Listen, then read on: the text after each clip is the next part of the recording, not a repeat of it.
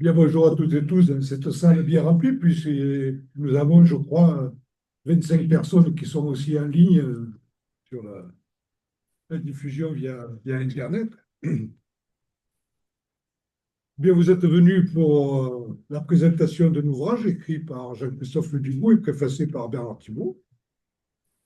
Et je les remercie tous les deux d'être là avec nous. Alors, je vais présenter nos deux intervenants, même si je ne sais pas si c'est bien la peine de les présenter, mais Jacques-Christophe Dugout, en lisant son livre, quand même, j'ai lu son parcours politique syndical. Je me rends compte quand même qu'il est relativement riche hein, en termes de responsabilité.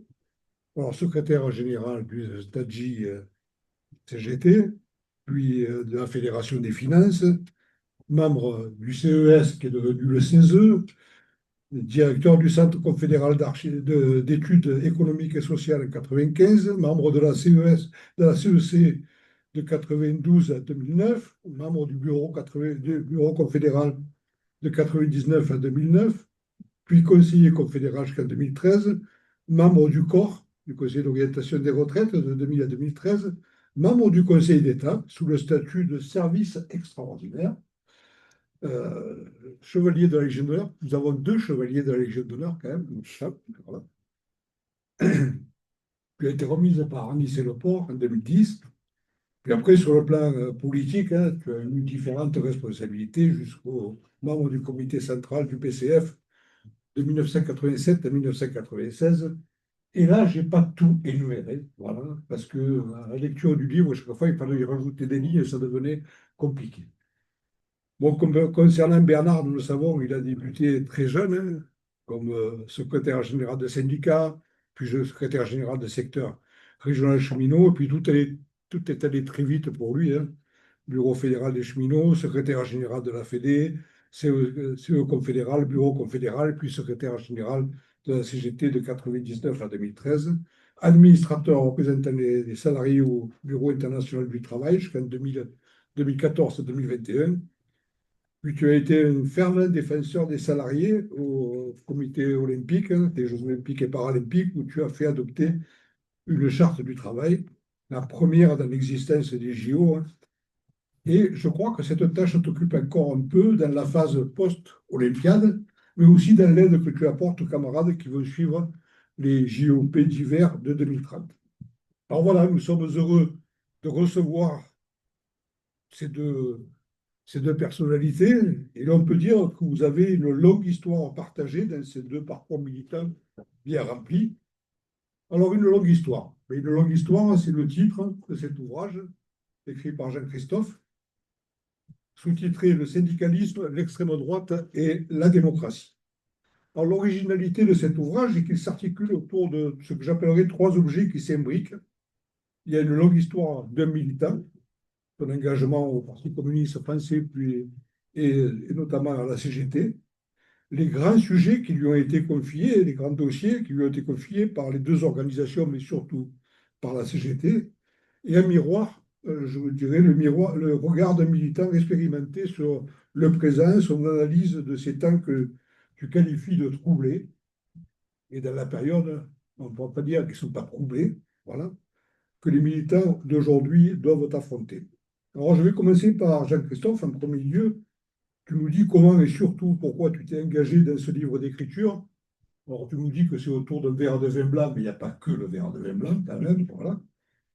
Et tu ouvres ce livre par une description de ce que tu appelles ton apprentissage militant, puisque c'est par la voie du PCF, comme lycéen, puis comme étudiant en Bretagne, que tu t'engages dans un parcours qui va te conduire à la CGT lorsque tu rentres dans le monde du travail. Alors, je pense à te dire que cette approche politique a été une passerelle décisive dans la construction de ton engagement syndical. Or, en préambule, peux-tu nous dire, après toutes ces années, les enseignements que tu retires de cette forme de passerelle entre l'engagement politique et l'engagement syndical? Oui, merci. Il y aurait de nombreuses leçons à tirer de 60 ans de militantisme. Ça laisse des traces. Mais je crois qu'il m'est demandé de tirer la leçon principale. Et la leçon principale est pour moi la leçon de l'engagement d'abord à la dimension politique, ensuite dans la dimension syndicale qui a été prédominante. Au départ, je considérais que la politique dominait toutes les sphères de la vie sociale. C'est comme ça que j'ai abordé les problèmes de lycéens et d'étudiants. Je faisais mienne la phrase bien connue de Machiavel: tout n'est pas politique, mais la politique s'intéresse à tout. Autant alors combattre d'emblée à ce niveau, ce que je me disais. En réalité, j'ai assez vite découvert toutes les potentialités de la démarche revendicative qui peut aller de la bataille concrète sur les conditions de travail à la défense de valeurs humaines fondamentales. Et Dieu sait si on en a besoin aujourd'hui. J'ai mesuré qu'à côté de la démarche politique résidait un potentiel d'attente, un trésor de compétences mobilisables dans la bataille sociale et laissée en friche. C'est pour moi la principale leçon tirée de ces 60 ans de militantisme. Merci Jacques-Christophe. Alors, Bernard, Carlion a écrit récemment Le syndicalisme politique, et EST. La lecture du livre de Jacques-Christophe montre que la dimension politique qu'il a placée dans son parcours syndical. Alors, sans porter de jugement, ce n'est pas l'objet de cette présentation, hein, mais avec l'évolution de la société, du salariat, du monde politique lui-même, quel regard portes-tu sur le syndicalisme actuel, je dirais, dans sa dimension politique? Bonjour à tous. Voilà une petite question pour commencer, hein. Vous avouerez, il y a quand même l'art et la manière d'attaquer dans le vif du sujet. Le regard sur la dimension politique du syndicalisme aujourd'hui. Bien sûr que le syndicalisme est politique. Je reprends l'affirmation que tu viens d'évoquer. Et en même temps, dès lors qu'on associe les deux termes, syndicalisme et politique, il faut sans doute prendre un instant pour clarifier un petit peu les termes. Parce que assez systématiquement, dès lors qu'on associe ces deux termes, c'est plutôt en négatif, notamment sur le constat ou la critique récurrente du syndicalisme ou du syndicat, selon les cas, qui ferait trop de politique. Bien sûr que le syndicalisme est politique dans la mesure où il a la prétention d'intervenir à sa manière et en fonction de ses prérogatives sur la marche de la société. Si la politique, c'est la manière dont la cité est gérée, sur l'orientation qu'elle prend en termes de projet, la marche de la cité intéresse le mouvement syndical, doit intéresser le syndicalisme. La politique se déclinant par des choix en matière de politique sociale, de politique économique, de politique étrangère. Autant de sujets sur lesquels il est évident que le syndicat, en tant que syndicat, bien évidemment, a une expression à défendre. C'est tout à fait différent que ce que l'on recouvre par faire de la politique, sous-entendu, prétendre rechercher des mandats en vue d'exercer le pouvoir. Ce n'est pas le même sens que recouvre l'intervention du syndicat sur les questions politiques. Alors, en contrepoint de ça, il y a ceux des syndicalistes qui disent on ne fait pas de politique, y compris qui peuvent, à tort, à mon avis, s'en référer à la charte d'Amiens pour justifier une abstention d'expression sur certains sujets ou certains enjeux politiques. Pour essayer d'illustrer mon propos, le plus évident, par exemple, c'est le refus de se prononcer à propos de l'extrême droite ou du Rassemblement national en tant que syndicat au motif que ce serait faire de la politique. Mais l'absence d'expression sur un sujet donné est une position politique. Ne pas s'exprimer sur un enjeu particulier en tant que syndicat, c'est quelque part laisser faire d'autres acteurs à s'exprimer sur le sujet et à exercer leur propre pression. Donc l'abstention d'expression est aussi une posture politique. C'est à sa manière faire aussi de la politique, c'est laisser faire. Alors, pour revenir à ta question sur le regard sur la dimension politique du syndicalisme, moi j'aurais tendance à chercher à l'apprécier au regard des deux objectifs complémentaires qui sont historiquement inscrits pour la CGT dans la charte d'Amiens. J'y reviens, c'est la double besogne. C'est peut-être au regard de ces deux fondamentaux-là, je dirais, qu'on peut apprécier combien notre rapport est plus ou moins important sur les enjeux politiques. C'est-à-dire à la fois le mieux-être et l'amélioration immédiate des travailleurs, la revendication du quotidien, hein, la première la première tâche, et en même temps la deuxième, la transformation en profondeur de la société. Cette double besogne. Et c'est donc au regard de ces objectifs politiques-là qu'il nous faut peut-être apprécier où nous en sommes. Et de mon point de vue, accepter cette idée que nous sommes en difficulté. Et convenir que nous sommes en difficulté, ça n'est pas minorer les résultats qui existent, qui sont réels, mais qui tendanciellement demeurent partiels. Alors il y a de multiples raisons à ça, je ne veux pas trop développer, on en connaît suffisamment. Jean-Christophe, d'ailleurs, dans le livre, en évoque un certain nombre, hein, et des constats que l'on connaît, je crois, entre nous, l'éclatement du salariat, les modifications, les bouleversements qui sont intervenus sur les modèles de production, les structures de production à l'échelle nationale, mais aussi à l'échelle internationale, la financiarisation de l'économie, l'évolution du travail. Jean-Christophe pointe, enfin ressouligne, après d'autres, combien les évolutions actuelles du travail doivent nous amener sans doute à réfléchir, à repenser, à la fois en termes de droits et de garanties.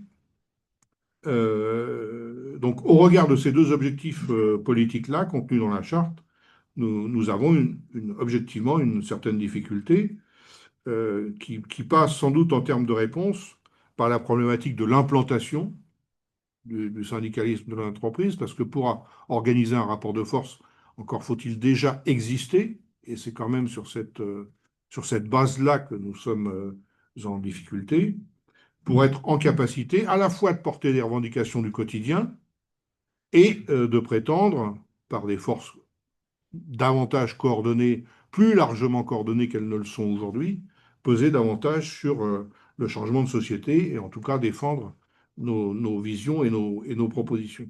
Et en ce sens, mais on va y revenir, je pense que le livre de Jean-Christophe apporte une contribution singulière. Merci Bernard. Alors Jean-Christophe, je l'ai dit, tu as abordé le syndicalisme par la Fédération des finances publiques et du GFF, et tu as pris les responsabilités de premier ordre de ces organisations, d'abord au SNALGI, puis secrétaire général de la Fédération des finances. Alors, nous sommes en 1982, dans cette période de transition. Période un peu compliquée pour la CGT, le moins qu'on puisse dire. Et puis, syndicat national, fédération, UGFF, et la dimension confédérale ne font pas toujours bon ménage dans cette période-là. Et tu as eu à travailler, à concilier cet ensemble et à rassembler dans ces moments pour le moins conflictuels au sein de l'organisation. Alors, peux-tu nous faire un résumé de cette période-là, après le livre complet, hein? Là encore, c'est un résumé dans la mesure où cette période-là de 82 s'étend jusqu'à la fin des années 80. J'en dirais deux mots. C'est une période de 10 ans, finalement, de débats qui n'ont pas été clos immédiatement et qui correspondent à mon avis, à trois événements. D'abord, mai-juin 82, l'arrivée de la gauche au pouvoir, après 20 ans de gaullisme, au pouvoir dans une configuration dominée par le Parti socialiste, ce qui n'était pas l'appréciation qu'on pouvait avoir des hypothèses à faire quelques années auparavant. Deuxièmement, nous devons affronter cette réalité sans avoir l'outil syndical approprié, ni le corpus d'analyse, ni les structures adaptées. Le corpus d'analyse, c'était le débat portait sur la transition de la France au socialisme, ce qui paraissait un débat politico-syndical un peu éthéré au-delà des conditions concrètes de la bataille et des rapports de force tels qu'ils existaient. Mais c'était pas avec ça qu'on allait retrouver tout à fait notre chemin. La deuxième caractéristique, c'est qu'on n'a pas les structures adaptées.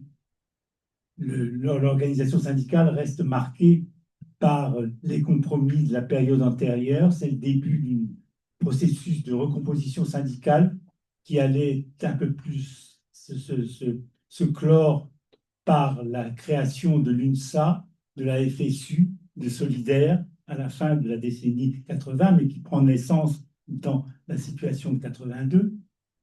Ils étaient en gestation à ce moment-là. Et on avait en plus à gérer dans la fonction publique de l'État une complexité de structure syndicale marquée pour ce qui concernait le secteur de la fonction publique de l'État, c'est différent pour d'autres secteurs de la fonction publique, de 3 niveaux fédératifs qui devaient fonctionner ensemble. Le syndicat national, qui est un premier niveau fédératif, la fédération, qui est un second, avec une place éventuellement contestée, et l'UGFF, l'Union générale des fédérations de fonctionnaires, qui n'était pas qui était le 3e niveau fédératif, pas forcément aligné sur les choix des autres, des autres niveaux fédératifs. Donc, tout ça nourrissait des logiques de chapelle qui donnaient lieu à des débats dont je n'ai pas fait l'histoire. Il ne faut pas allécher le lecteur. Je récuse la possibilité d'en écrire l'histoire qui mérite un travail approfondi de l'organisation syndicale pour éclaircir quelles ont été les péripéties. Et ce que je retire, c'est que 10 ans après, pour boucler cette phase, on touche le fond au congrès de Kaysersberg de l'UGFF en octobre 92. La direction de l'UGFF est mise en minorité. Le congrès est suspendu sans l'incapacité d'élire la moindre direction politique à l'organisation. On sortait donc de cette décennie avec un statut de fonctionnaire complètement rénové et refondé grâce notamment à des initiatives que nous avons prises, mais aussi à l'initiative d'Anicet Port. On sort avec un statut tout requinqué, mais on est affaibli, sans possibilité de travailler clairement, de trancher clairement les débats. Donc c'est l'héritage, et c'est en 82 que je suis élu secrétaire général de la Fédération des finances, avec une voix de majorité simplement, qui traduisait l'ampleur des débats que l'on pouvait avoir. Et mon attitude a été d'essayer de renouer la discussion avec toutes les composantes, d'éviter les exclusions. Je crois qu'il a permis de gérer la situation sans immédiatement être capable, cependant, d'apporter les réponses qu'il fallait à ces questions de structure qui, je crois, restent toujours posées dans le débat de l'organisation syndicale. Merci Jean-Christophe. Un vaste problème. Je vais me retourner vers Barnard. La CGT a 130 ans, passé maintenant. Et à travers ce parcours syndical qui est expliqué dans le livre, on mesure que, je vais mettre dans une autre dimension, que faire en confédération n'a jamais été simple, quoi. Euh, et est-ce que tu ne trouves pas que par ce livre, par les réflexions de Jean-Christophe, il y a quelques clés de réflexion qui pourraient aider quand même les militants d'aujourd'hui sur cette dimension-là? C'est quoi faire en confédération? Oui, c'est un des intérêts du livre, enfin en tout cas un des intérêts que moi j'y ai trouvé aussi. Et d'ailleurs, je débute par ça, il prend soin justement de ne pas approcher ses analyses de la base de son expérience avec l'idée que c'était mieux avant, ce qui peut être une tentation, je dirais, assez répandue lorsqu'on se repenche sur l'histoire, mais au contraire d'essayer d'en déduire, d'en extraire des enseignements qui, pour chacun aujourd'hui, peuvent être considérés comme plus ou moins utiles dans un contexte, naturellement, qui a beaucoup évolué, comme pour tout autre événement. Et c'est en ce sens que, dans la préface, par exemple, je mets en exergue les 3 champs, ce que Jean-Christophe appelle les 3 champs d'un triptyque stratégique sur lequel le syndicalisme doit travailler, doit retravailler.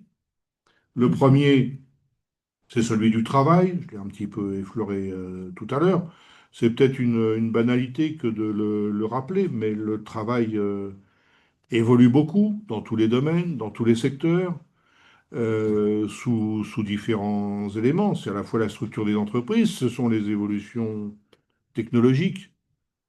On parle beaucoup, et à juste raison, de l'impact, par exemple, pour ne prendre qu'un exemple, l'impact de l'intelligence artificielle aujourd'hui sur le travail. Si on prend que cet aspect des choses, on voit déjà le nombre de bouleversements qui existent déjà dans certains métiers et dont, d'ailleurs, on a du mal à percevoir les répercussions. On est sans doute qu'au début de processus, qui ne sont pas d'ailleurs sans poser aussi quelques enjeux d'éthique, voire davantage. Ce n'est pas uniquement l'impact sur la réalité du travail ou les conditions de travail, ça soulève aujourd'hui d'autres enjeux. Donc, le premier triptyque, parmi le triptyque stratégique qu'évoque Jean-Christophe, la question du travail et la nécessité de le repenser et d'aligner naturellement des revendications en cohérence avec notre vision ou nos prétentions. Le deuxième levier, ce sont les solidarités. Donc les solidarités, comment les organiser aujourd'hui dans un salariat de plus en plus éclaté, morcelé, où les collectifs de travail n'ont plus grand-chose à voir avec ce qu'ils pouvaient être il y a quelques années encore. Et là aussi, les évolutions sont assez rapides.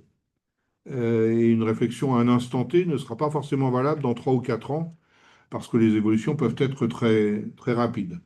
Donc, dans quel contexte et comment aujourd'hui travailler et organiser les solidarités syndicales? Voilà un enjeu qui m'apparaît pertinent. Et puis, le troisième champ qu'évoque Jean-Christophe, c'est la question des pouvoirs. Comment se réapproprier un certain nombre de lieux de pouvoir et des pouvoirs? Alors, ça peut renvoyer, on y reviendra plus spécifiquement. Là aussi, quand on parle des pouvoirs, on aurait tendance à associer d'abord, voire uniquement, le politique. C'est pas ce que soulève en premier Jean-Christophe, c'est le pouvoir du côté des travailleurs. Comment se réapproprier un certain nombre de lieux de décision dans lesquels des décisions structurantes sont prises et qui ont un impact sur le quotidien des salariés.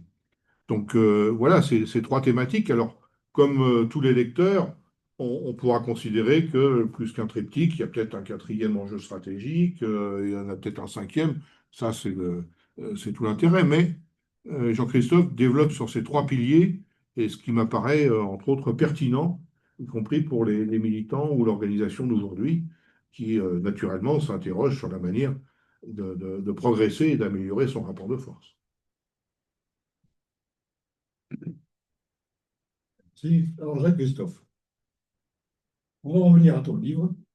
Il s'articule de chapitre après chapitre au gros de sujets qui sont bien entendu majeurs pour le syndicalisme, même si ça ne paraît pas évident comme ça, mais par exemple la question de l'impôt, bon, celle des retraites, mais on y reviendra, la question du travail, que tu dis en révolution, Bernard l'a annoncé, la démocratie, qu'il s'agisse de la démocratie à l'entreprise ou dans la société, les salaires, bien entendu, sujets revendicatifs classiques pour la CGT, l'industrie, en lien avec les questions environnementales, les services publics, qui sont aujourd'hui livrés au marché.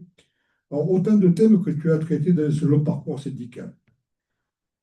La question que j'ai envie de te poser, c'est, on regarde la situation actuelle, comment reprendre l'offensive en se basant sur cette expérience du passé que tu as traversée. Alors, si on regarde bien quand même, hein, la crise sous Giscard, les épisodes mitterrandiens, je ne développerai pas, le moment de bascule politique, ça c'est mon terme à moi, de Sarkozy, et la crise de 2008, la déception hollandiste, ça aussi, c'est un terme que je m'en compris. Voilà.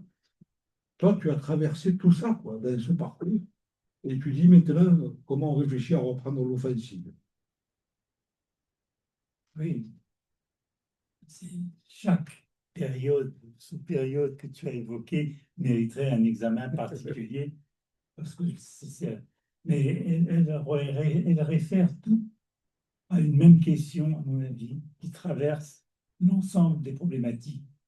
C'est la question de reprendre l'offensive autour du thème du travail correctement rémunéré et suffisamment protégé. Je pense que c'est l'axe de la relance possible et nécessaire. Ça fait à mes yeux 2 ou 3 décennies que l'on aurait dû s'emparer plus fermement de la question de la précarité du travail. C'est dans l'entreprise qu'on a vu apparaître la question de l'insécurité sociale qui affectent l'accès à l'emploi, mais aussi déstabilisent les comptes des régimes de retraite ou des régimes de protection sociale. C'est le moment où l'on va découvrir les plans sociaux et le concept de surnuméraire, conception qui pointe le surplus d'emplois à réduire dans une logique de restauration des profits. Terrible configuration qui scinde le salariat entre employables et non employables et qui va devenir un élément structurant de la société. Nous sommes confrontés à ce que j'appelle, dans un terme un peu théorique et abstrait, un terme d'un ébranlement de la société de type anthropologique qui touche à ses fondements même. Et j'écrivais ça avant l'épisode trumpiste qui n'a fait que confirmer que sans doute nous sommes face non pas à une transition, mais à une tentative de rupture avec ce qui faisait société et qui demandait à être amélioré, bien entendu, mais qui faisait société. Ça remet en cause les structures mêmes de la société, et notamment la capacité de la société à se reproduire. Que dire d'autre quand une majeure partie de la population ne se sent plus partie prenante de la même société qu'une autre partie de la population? Or, je fais le constat qu'on ne se parle plus, éventuellement, entre catégories sociales, et que on laisse l'extrême droite s'emparer du problème de l'emploi et du travail en n'assumant pas un certain nombre de réalités qui impliquaient des évolutions dans notre démarche syndicale. Et c'est cette place, on va peut-être y revenir, laissée à l'extrême droite, elle n'est bien sûr pas la cause, mais nous n'avons pas su trouver les éléments qui permettaient d'embrayer sur cette situation dramatique de l'emploi et de la précarité dans notre société. Alors, je vais rester avec toi, Christophe, parce que je voudrais venir à un sujet des retraites. Tu as été un spécialiste de cette question. Lors du mouvement de 2023, de nombreux soi-disant experts en économie nous ont abreuvé de leur science, nous expliquant qu'il n'y avait rien d'autre chose à faire que d'allonger l'âge de départ, allonger le nombre d'années de cotisation, etc. Et dans ce livre, tu as une affirmation et tu dis, mais pour moi, l'économie n'est pas une discipline scientifique. Et là, ça m'a interrogé quand même quand tu nous poses ça comme ça, parce que on nous présente toujours l'économie comme une discipline scientifique. Est-ce que tu pourrais, là, un petit peu développer cet esprit que tu as quand tu dis ça? Oui, l'approche en termes de sciences économiques est une approche récente qui s'est forgée autour du mouvement de libéralisation de l'économie, par opposition avec l'économie politique qui a été antérieurement l'objet de débats politiques extrêmement importants, mais pas sous couvert de science. C'est-à-dire qu'on admettait que l'économie représente des intérêts contradictoires éventuellement dans la société et qu'elle devait être au cœur du débat politique. Et je pense que quand on couvre son approche par le terme, son approche de l'économie par le terme scientifique, c'est pour clore le débat de manière autoritaire. Et ce n'est pas étonnant que le débat politique aujourd'hui soit insuffisant sur ces enjeux. Parce que syndicalement, explorer l'économie, syndicalement et politiquement, je dirais, d'ailleurs c'est valable là dans les deux champs, explorer l'économie, comprendre son fonctionnement, ce n'est pas perdre son temps, c'est travailler à rendre plus clair les mécanismes de l'exploitation, les mécanismes de domination auxquels sont confrontés les travailleurs et permettre de légitimer le rôle du syndicalisme. Cette exigence s'illustre dans différents domaines et ça a été des points d'accroche du mouvement syndical à des périodes antérieures, l'approche de la comptabilité des entreprises, l'approche des statistiques du marché du travail, la bataille de CGT sur le nombre de chômeurs, sur l'emploi, l'indice des prix, là aussi avec la création d'un outil que malheureusement nous n'avons pas pu prolonger. Donc, des situations, des conditions de travail, j'allais oublier. La CGT a joué un rôle dans la mise à jour de la financiarisation, des transferts État-entreprise. Ici a éclaté le scandale des 210 milliards d'aides. C'est parce que depuis des années, la CGT a construit pas à pas une approche en termes d'aide injustifiée aux entreprises et ouvert le débat sur les critères que devrait recouvrir toute intervention en faveur des entreprises.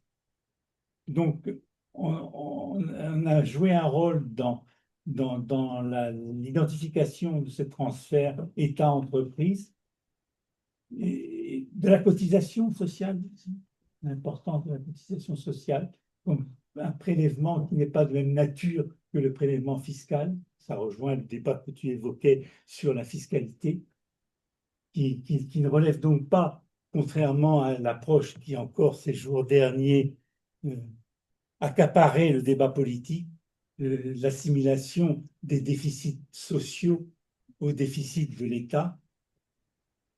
Tout ça, ça a été une contribution nécessaire et je pense que explorer l'économie n'est pas perdre son temps.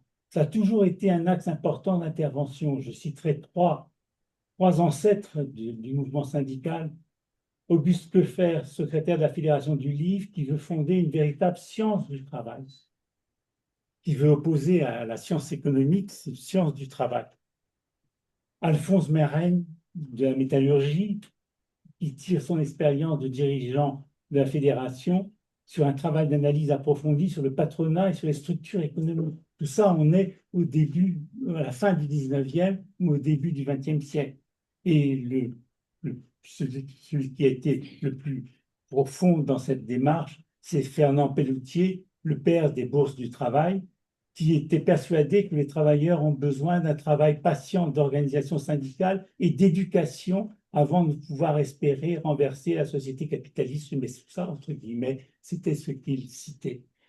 Donc, le travail économique est plus indispensable que jamais. Il n'y a pas de raccourci qui nous ferait faire l'économie d'un travail sur l'économie.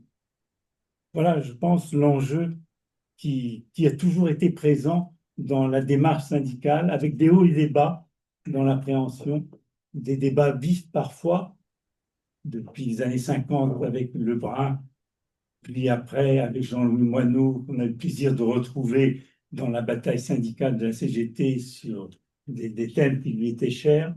Donc il y a eu ces débats sur l'économie, mais que l'on peut aborder que si on relie ça aux positions de classe qui sont en œuvre dans la vie économique et sociale. Merci, alors Bernard. Volontairement, je reviens vers toi. Après, peut-être que Jacques-Christophe s'exprimera là-dessus, mais je voulais te poser une question parce qu'elle est, à mon sens, pas suffisamment ou partiellement traitée dans ce livre. C'est le projet CGT, alors tu en es le père, hein, quelque part, de cette maison commune des régimes de retraite. Jacques-Christophe l'a porté et ça fait partie des sujets qui ont été, à mon sens, un incompris dans la CGT. Alors, à ton avis, qu'est-ce qui a fait défaut pour que cette proposition soit comprise, adoptée et prise en charge par l'organisation? Il faudra peut-être qu'on mène notre enquête, une enquête plus approfondie.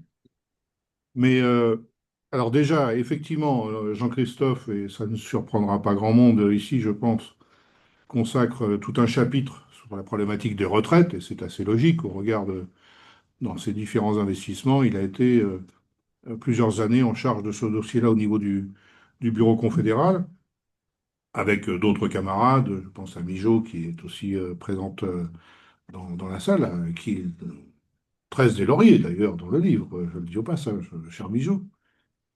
Donc il était assez logique que Jean-Christophe y consacre tout un chapitre. L'intérêt, c'est déjà de revenir sur l'historique, parce que L'histoire, et c'est devant vous, président de l'Institut, que je l'évoque, l'intérêt de l'analyse de l'histoire, c'est d'en extraire ce qui peut être utile en termes d'expérience, qu'elle soit positive ou négative. Il y a à tirer de l'histoire. Les retraites, c'est comme sur d'autres sujets, plus largement la sécurité sociale, il y a tant d'efforts qui ont été faits, et tant de réformes de passé pour déposséder les travailleurs de ce qui leur appartenait à l'origine. La sécurité sociale a été conçue à la fois pour répondre à des besoins sociaux, mais dans une conception, dans son mode de fonctionnement, où ce sont les assurés sociaux qui géraient leurs propres affaires, pour l'essentiel. Pour l'essentiel. Aujourd'hui, on ferait un micro-trottoir sur ce qu'est la sécurité sociale, on serait malheureusement très déçus. Enfin, très déçus, je ne sais pas, mais en tout cas, on aurait sans doute la confirmation qu'il y a peu de travailleurs qui connaissent réellement les mécanismes par lesquels tout ça fonctionne, même s'ils ont quelque part le sentiment que c'est quelque chose d'important. Ça, c'est pas. Mais est-ce que c'est une administration? Est-ce que c'est un service public? Est-ce que c'est comment ça? Donc, ne serait-ce que ce retour sur l'histoire est, de mon point de vue, important. Euh, Et il est, sur ce sujet-là comme sur d'autres, de la responsabilité du mouvement syndical de produire des propositions, des alternatives à ce qui est mis en avant. Et c'était l'objet, je ne sais pas s'il faut en parler à présent, parce que je vous avoue que je n'ai pas regardé depuis ce qu'était devenu la proposition ou la revendication. Je ne sais pas si on l'a laissé peut-être de côté. C'est pas une revendication peut-être opportune à un moment donné, et peut-être dépassée à un autre. Mais Jean-Christophe donnera son argumentation aussi. La maison commune des retraites, elle avait pour vocation à essayer de remettre sur le tapis une revendication, une proposition syndicale consistant à resolidariser les différents régimes de retraite entre les salariés. Alors qu'aujourd'hui, et les années qui se sont écoulées n'ont fait qu'exacerber ces tensions, c'est la retraite des uns contre la retraite des autres, les régimes particuliers. Or, un des principes fondateurs, c'est la solidarité. Si on veut conforter le régime de retraite par répartition, ça c'est l'article 1.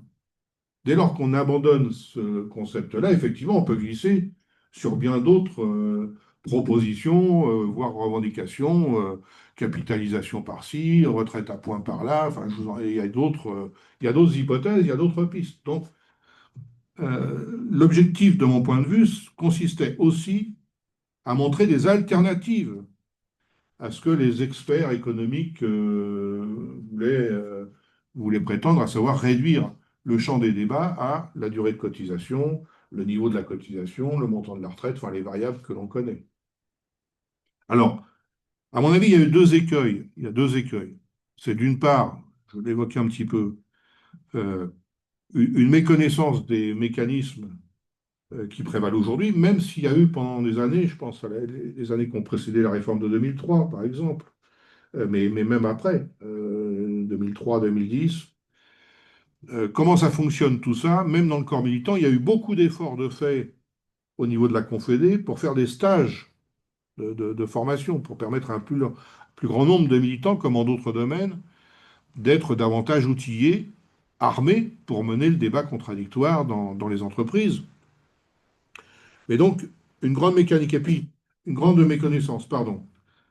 Et puis deuxième handicap, à mon avis, là c'est peut-être, ça renvoie peut-être à une attitude plus structurante, une hésitation, je crois, dans l'organisation à oser porter de nouveaux concepts ou de nouvelles approches. On a un peu peur de mettre les doigts dans quelque chose qu'on ne maîtriserait pas. Et assez rapidement vient le réflexe de se dire peut-être que la mission du mouvement syndical, c'est de se limiter à contrer les mauvais projets qui nous sont présentés et par contre être hésitant à venir sur des propositions plus ambitieuses. Alors après, c'est vrai qu'il faut aussi avoir les moyens de ces ambitions. Hein, il ne suffit pas, on a eu combien de fois le débat, et il existe encore, j'imagine, récurrent sur le niveau du SMIC à revendiquer. Hein. Bon, on peut passer des heures à débattre du niveau du SMIC à revendiquer. Sauf que la question numéro un, c'est de quoi on dispose pour atteindre notre objectif revendicatif. Si on commence pas par ça, on peut s'écharper effectivement pendant des heures pour savoir si ça va être 2000, 2003, 2004. Ce sont des débats passionnants. Et on n'aura pas fait bouger les lignes de quelques millimètres que ce soit par ce seul débat. Même si ce débat-là peut être légitime par ailleurs.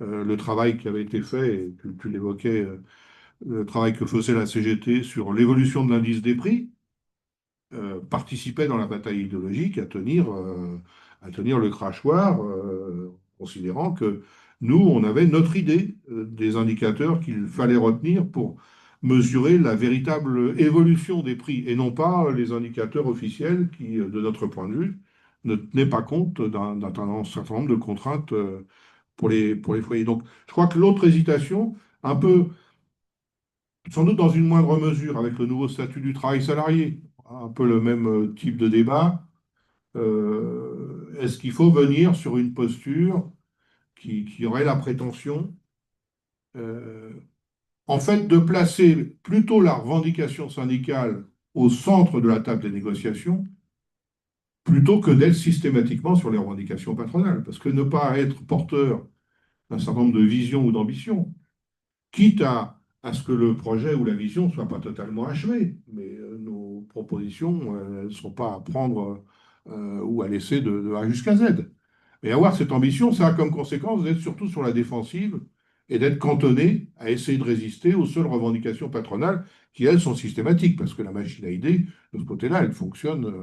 Donc voilà, peut-être qu'on a buté sur ces deux, mais Jean-Christophe a forcément un complément. Je sais pas, si je lui ai donné la parole finalement. Deux mots là-dessus, c'est sur l'expérience en matière de bataille pour les retraites. Je partage ce que tu as dit sur les raisons. Lorsqu'on me propose de devenir responsable aux questions retraite confédéralement, le premier constat que je fais, c'est l'inadaptation de notre fonctionnement et de nos structures à la bataille que l'on allait devoir mener. Le constat est à peu près totalement partagé. On avait des spécialistes du régime général autour des délégations qui siégeaient au conseil d'administration de la Caisse nationale d'assurance vieillesse. On avait des spécialistes des régimes spéciaux, les cheminots, les fonctionnaires, ainsi de suite. Et Dieu sait s'il y avait des régimes spéciaux, on s'est occupé de l'avenir du régime des mines, par exemple. On s'apercevait que tout cela ne faisait pas unité au niveau confédéral. C'était chacun gérait, il y avait un embryon de coordination pour les fédés du secteur public qui suivaient le problème de retraite sous forme d'une faible coordination. Mais donc, on n'avait pas l'instrument syndical qui nous permettait d'aborder d'emblée l'ensemble, la globalité du problème de retraite. Et qu'à partir de là, il y avait une méconnaissance des mécanismes même de la retraite, ce qu'il a fallu combattre. La période que j'évoque, c'était une période où les études d'opinion montraient que plus de 2 tiers des salariés étaient prêts à des sacrifices sur la retraite. Il a fallu remonter toute la chaîne pour faire comprendre ensemble l'enjeu du système, et ça n'allait pas de soi, et simplement s'opposer comme on avait fait jusque-là de manière vigoureuse depuis les années 60, la mise en cause de la protection sociale, ça ne suffisait pas si l'on voulait aborder les problèmes d'aujourd'hui avec la démographie, avec le changement du travail, qui ne justifie pas la dégradation de la situation de retraités, mais qui au contraire peuvent conforter une nouvelle approche de la retraite comme une partie de la vie auquel pouvait enfin prétendre une majorité de salariés, parce que la réalité, c'était qu'au départ, il n'y avait qu'une minorité de salariés qui pouvaient prétendre à la retraite. Donc, c'est une expérience qui montre qu'on a besoin d'avoir des structures syndicales, une doctrine syndicale et une pratique syndicale qui soient le plus aligné possible si l'on veut une efficacité à notre intervention. Merci. Mais tu consacres, Jean-Christophe, un chapitre entier à l'internationalisme syndical. Alors effectivement, hein, tu as en responsabilité, parce que la CGT quitte la FSM en 1995, le congrès se déroule dans le patio, en plein mouvement social de l'automne 95. Tu as en responsabilité lorsqu'elle est enfin acceptée par la CES, après des démarches initiées notamment par Vianney, pour intégrer la CES, et lorsque la CGT est à l'initiative de la création de la Confédération syndicale internationale. Alors, on peut dire que ça a été un parcours du combattant pour que la CGT et les militants porteurs de cette construction du syndicalisme international arrivent à obtenir ces accès. Et bien entendu, à la lecture de cet ouvrage, je comprends que tu en fais un sujet majeur. Alors, aujourd'hui, au regard de l'évolution du monde, on en a parlé en début, est-ce que nous ne devrions pas en faire une question primordiale au regard de cette évolution du monde? Quel est ton regard, à partir de ton expérience passée, sur le monde d'aujourd'hui et sur l'internationalisme syndical? Oui, c'est un domaine où on n'a pas tout mal fait, mais où on peut, à la lumière de l'expérience, apporter des éléments de réponse aux nouvelles questions qui se posent. Alors, je vais essayer de résumer la leçon que je tire du parcours que j'ai accompli dans ce domaine aussi, avec l'appui du secteur international de la CGT. Disons que j'ai écrit ça en 2025. Trump n'était pas au pouvoir. Je serais tenté de modifier l'écriture, non pas pour dire le contraire de ce que je dis, mais sans doute pour approfondir encore l'approche que l'on doit avoir l'approche. Tu peux continuer sans. Oui, tu peux. Je vais essayer. L'approche que l'on doit avoir des dimensions nouvelles de la bataille internationale. Alors, le Trumpisme, ce n'est pas un ajustement des politiques du capital à l'échelon international, c'est une véritable transformation que ce président des États-Unis est chargé de promouvoir et délégué à la promotion des changements par des forces puissantes et organisées. Il signe la fin du multilatéralisme, qui était le cadre dans lequel nous inscrivions nos interventions, qui était le cadre issu, grosso modo, de la Première et Seconde Guerre mondiale, création de l'OIT et puis de l'ONU. C'est la mise en cause, c'est la fin du multilatéralisme, l'ONU, ses différentes agences, on voit, y compris la sortie de l'OMS, avec les États-Unis laissent une belle ardoise non payée à l'Organisation mondiale de la santé, qui pourtant ne souffre pas d'un excès de moyens, on l'a vu au moment de la crise du Covid. Et c'est d'une part donc la fin du multilatéralisme et le retour des empires. Donc un saut en arrière avant le traité de Westphalie, c'est-à-dire un saut en arrière de plus de 2 siècles.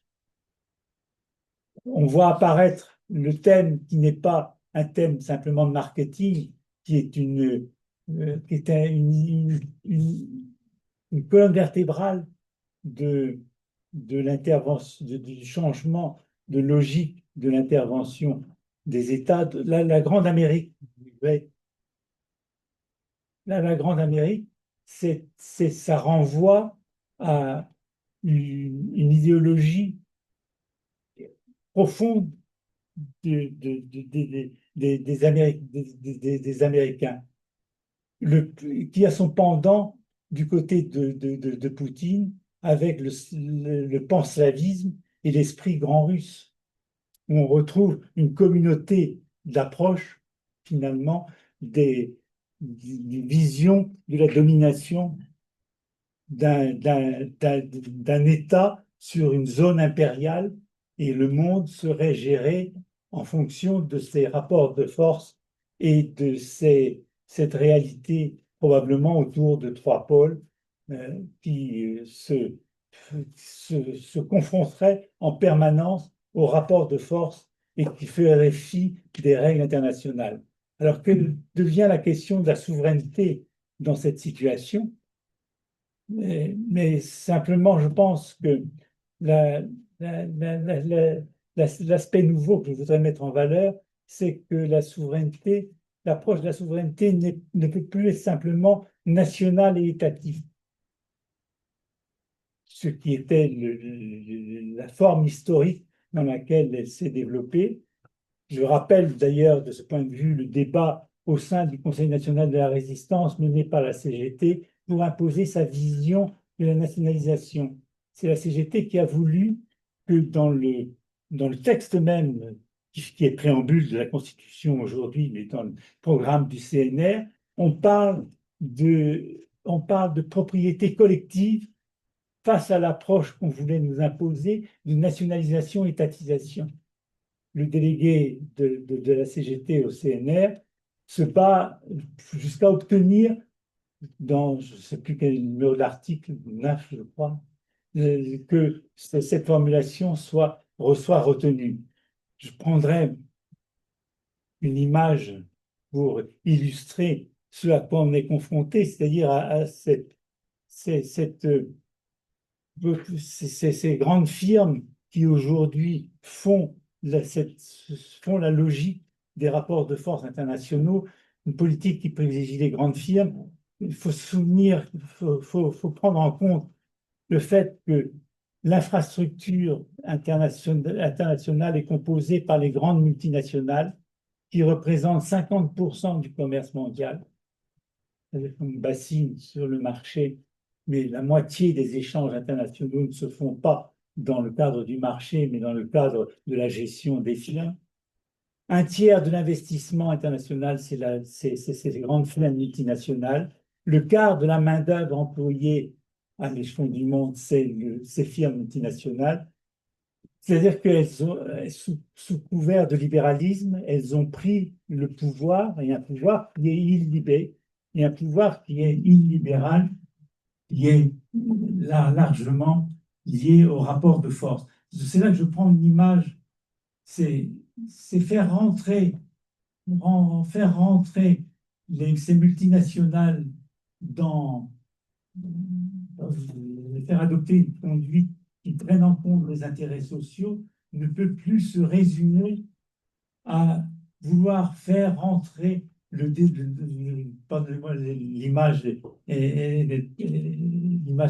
est un peu naïve, mais c'est comme si le dentifrice était sorti du tube. On ne va pas le faire rentrer ensuite dans le tube. Donc, la question de la souveraineté nationale étatique telle qu'elle a été vécue a vécu, et elle occupe encore une place, mais il faut traiter la dimension que je viens d'évoquer du poids de ces firmes. Il faut pas simplement accompagner, comme le préconisent la plupart de nos gouvernants, Macron en tête, mais pour réguler, orienter, réorienter l'activité de ces firmes. C'était l'enjeu du congrès de la FSM dont tu parles, que je m'étends assez largement dans le livre, y compris avec quelques anecdotes. Le dernier congrès de la FSM, je ne les ai pas développés. Je pense simplement que ça renforce le débat nécessaire sur la refondation de l'Europe, qui est une dimension de cette bataille. Alors, difficile, on l'a vu avec des débats dans la maison, moi-même, des positions que j'ai défendues et qui n'étaient pas majoritaires. On doit s'y attacher, on doit mener donc ces débats sur l'Europe dans la mesure où la crise européenne n'est pas l'effet de Trump ou de Poutine, mais l'effet des modalités de construction de l'Europe qui donnent prise à cette stratégie impériale. Donc il faudrait là aussi ne pas se contenter de la surface des choses, mais aller voir derrière ce qui manque. Et notamment ce qui manque en Europe, c'est de la solidarité entre pays. On le voit au travers d'un certain nombre de postures, notamment sur la bataille sur l'industrie, en quoi l'Allemagne cherche à utiliser sa position favorable, y compris en niant les intérêts des autres partenaires, et notamment de la France. Donc l'enjeu d'une nouvelle construction européenne qui se bâtit sur des solidarités à construire, qui n'existe pas aujourd'hui, me paraît être un élément important qui justifiait notre prise de responsabilité au sein de la CES. Sans doute, l'évolution de la CES n'est pas terminée, mais si on n'avait aucune chance si on n'était pas avec les autres salariés européens pour faire avancer cette conception nouvelle de l'Europe, y compris par l'action revendicative. Je pense que l'affaire Vilvoorde a été un tournant de cette manière en exprimant d'abord la solidarité entre travailleurs belges et français et non pas en soutenant simplement les luttes des Belges et des Français, mais en faisant une lutte commune. C'est cette dernière chose que je voudrais rajouter sur l'aspect international. Les luttes internationales ne sont plus simplement des luttes de solidarité où on s'est solidaire des pays ou de groupes qui se battent, c'est qu'on a des revendications communes à faire valoir en matière de solidarité internationale et que des questions comme l'emploi, la formation, la lutte contre les gâchis du capital sont des objectifs revendicatifs à porter en tant que tels et qui expriment cette réalité d'un capitalisme qui s'est largement internationalisé. Peut-être encore une dernière chose, bon, vous m'empêcher d'être bavard, mais les firmes françaises se caractérisent, quand on les compare aux firmes européennes, par la propension d'extension à l'échelon international.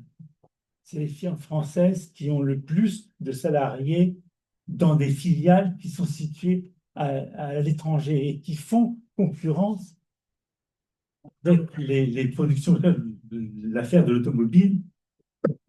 Il a perdu bien tard que l'essentiel des automobiles Renault était fabriqué dans des filiales en Slovénie, en Turquie, au Maroc, et était venu en concurrence avec les productions nationales. Donc la même firme qui organisait le déséquilibre de développement de l'entreprise. Très vaste question, Bernard. Alors, toi qui as été une expérience internationale, tant en tant que secrétaire général de la CGT, mais aussi, bien entendu, comme on l'a évoqué à ton mandat de l'OIT. Alors, Jean-Christophe nous dit la solidarité elle-même ne suffit pas. Voilà. À ton avis, quelle priorité il faudrait donner au, au mandat syndical que pourrait avoir la CGT ou à la position syndicale ou la force syndicale que pourrait avoir la CGT, tant au niveau européen. Et ce matin, ça faisait partie des débats que nous avions au bureau de l'Institut d'histoire sociale sur la dimension européenne, refonder l'Europe au niveau quand même international avec tout ce que tu as vécu et tout ce que tu as écrit sur la question du travail au niveau international, etc. Oui, ben, sans doute en redondance de ce qu'évoquait Jean-Christophe sur ce plan-là, bon, comme sur certains autres, on partage sans doute beaucoup de l'approche. Je reprendrai par la fin de son propos. Lorsqu'on parle de solidarité internationale, on ne peut pas être uniquement dans la solidarité, la compréhension ou le soutien moral. Ce qui peut être, mais je dis peut-être uniquement parce que ça n'est pas certain, c'est la compréhension que, quels que soient les salariés, quelle que soit la taille de l'entreprise dans laquelle vous travaillez, ou même en situation de chômage, votre sort est de plus en plus lié à ce qui se passe au plan international. Et l'actualité, pas uniquement immédiate, mais encore plus.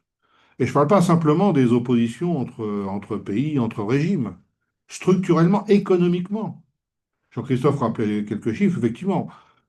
Le travail un travailleur sur quatre en moyenne dans le monde dépend des choix des multinationales. Même si vous travaillez dans une petite PME au fin fond de l'Aveyron, de la Lozère ou du Nord-Pas-de-Calais, dans un cas sur quatre, votre devenir va dépendre de ce que va décider la firme d'à côté, qui s'appelle peut-être Total, qui s'appelle peut-être un travailleur sur quatre. C'est donc considérable.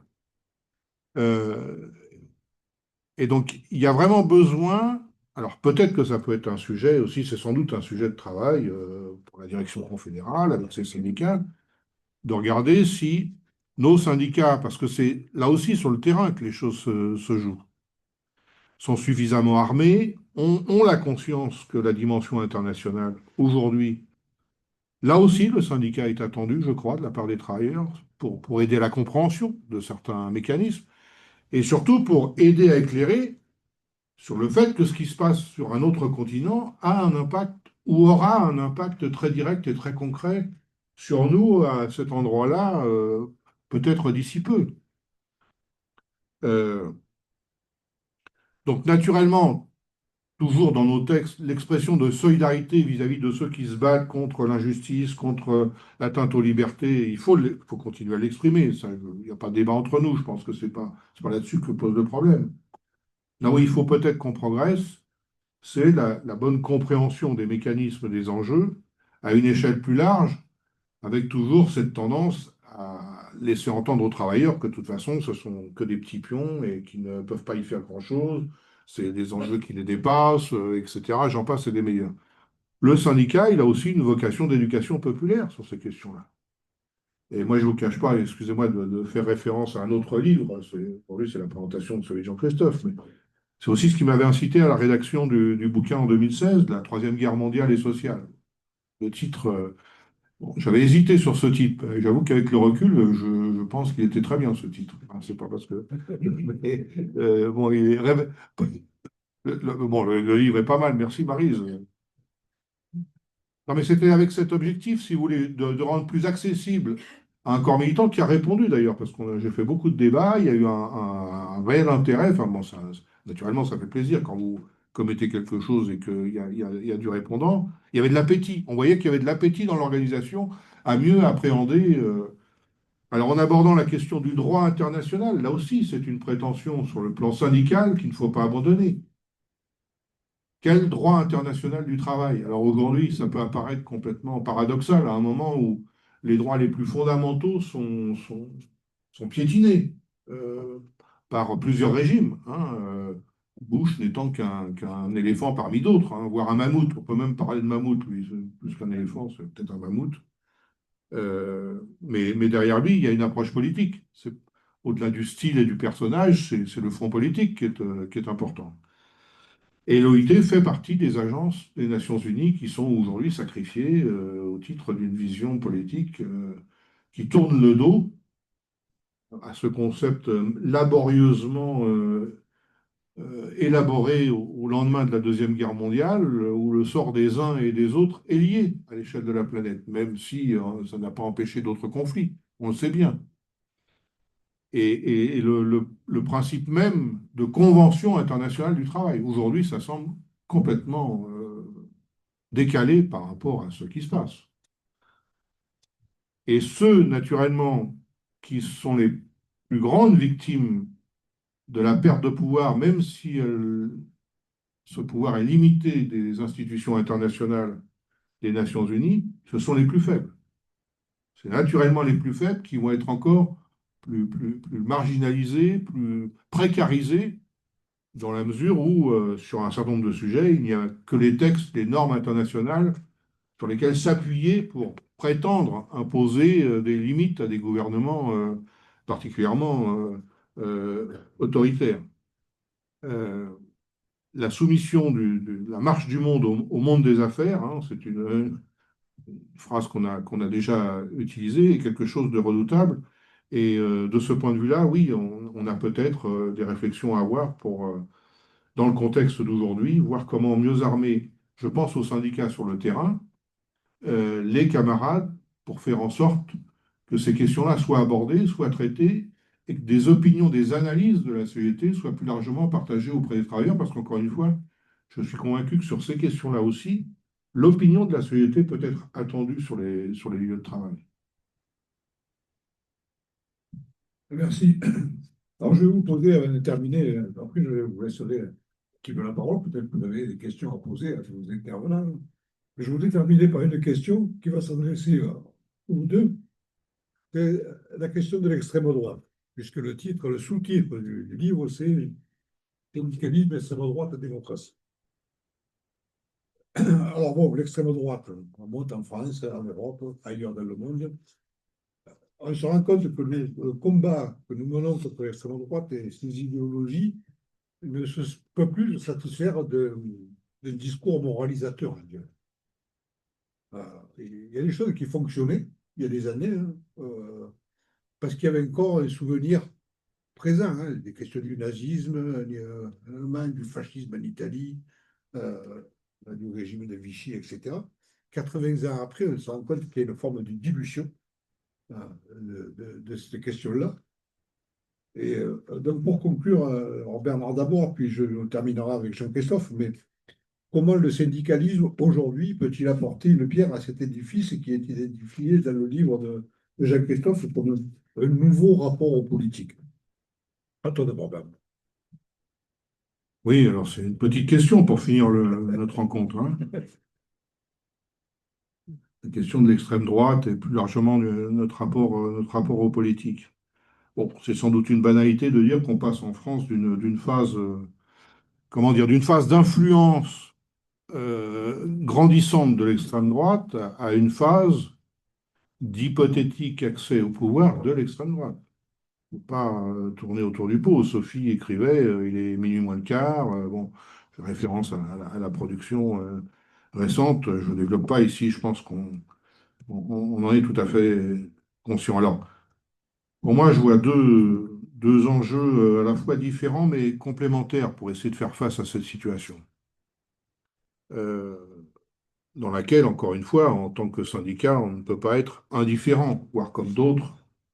Ça relève du politique, donc on n'y met pas les doigts. Naturellement, ça ne peut pas être la posture de la société. Euh, donc, quelle peut être la contribution de la société en tant que syndicat pour dénoncer l'imposture que représente l'hypothèse politique auprès des travailleurs d'un accès de l'extrême droite au pouvoir? Quand je parle d'imposture, c'est par exemple cette considération qui m'exaspère au plus haut point, selon laquelle on ne les a pas essayés. Ben si, on les a essayés. La France fait partie des pays qui les a essayés. Dans les années 1930, les conséquences d'une absence de réponse politique appropriée pour faire face à la crise économique, s'agissant du sort fait aux travailleurs, a favorisé un terrain d'exaspération, de protestation, qui a permis de désigner les immigrés du moment comme les boucs émissaires de la situation, et qui a été le terreau favorable à l'émergence et au développement du nazisme à l'origine des catastrophes que l'on connaît de la Deuxième Guerre mondiale. On les a essayés. Ça, cette idée, non. Alors on voit bien les efforts qui ont été faits et non sans résultat pour se débarrasser, y compris de la notion même d'extrême droite. Mais non, on n'est pas d'extrême droite. On est comment ils disent, patriotes, voilà, merci. Voilà. Voilà, on est des patriotes, au titre du patriotisme, ce qui tente aussi à ôter tout sens du véritable terme patriote, parce que être patriote en soi, c'est pas condamnable.